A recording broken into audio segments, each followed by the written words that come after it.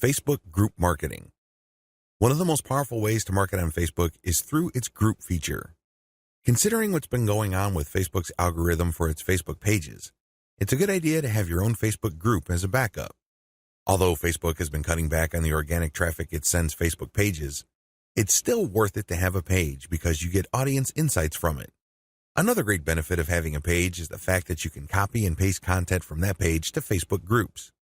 When people see your content in a group, they not only see the content, but they can also see a like button. When they click that like button, you get a new Facebook page fan. The key benefit of having a Facebook group lies in visibility. Facebook has made it clear that they are tweaking their Facebook page to reward actual engagement. Apparently, Facebook groups are not as suppressed as Facebook pages. In terms of visibility, you stand to reach more of your group members than with the page. The problem with Facebook groups.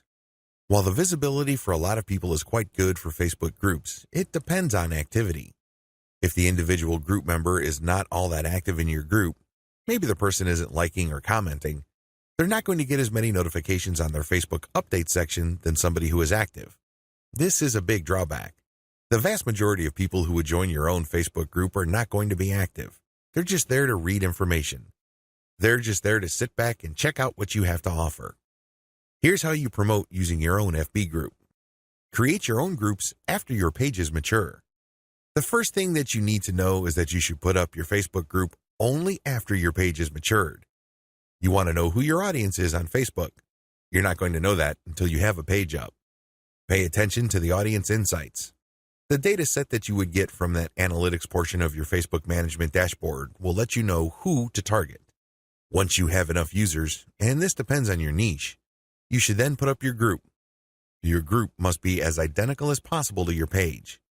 If you have a logo, put the same logo there. If you have some sort of motto, put the same motto or slogan there.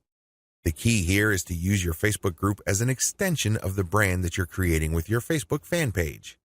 Give your group members a reason for coming back. This, of course, means original content or freshly curated content that you don't show on your Facebook fan page.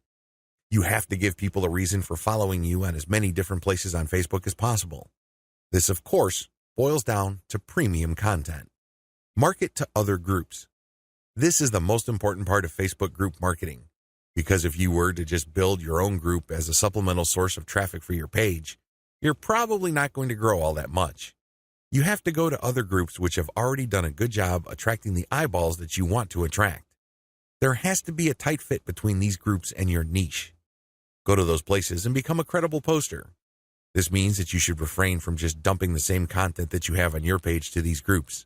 Invest time in them to become a local expert or a credible authority. It doesn't take much. If you're the first person to always comment and your comments are always insightful or bring new information to the table, people sit up and pay attention. People can see that you are an asset to the community, and they are more likely to give you the benefit of the doubt when you share content that obviously comes from your page. Once you have established credibility, share your own page content. As I've mentioned above, these posts not only have content and your brand, but also a like button. This is a great way of getting page fans. Always engage. When people comment on what you post, reply. They might be haters, they might be critics, but it doesn't matter, reply anyway. This conditions the mind of your readers that you are approachable, accessible, and you actually want to help people out. If you just drop a link and take off immediately, you're a spammer. You're not a community member. You're obviously not somebody who's there to add to people's knowledge and bring value to their lives.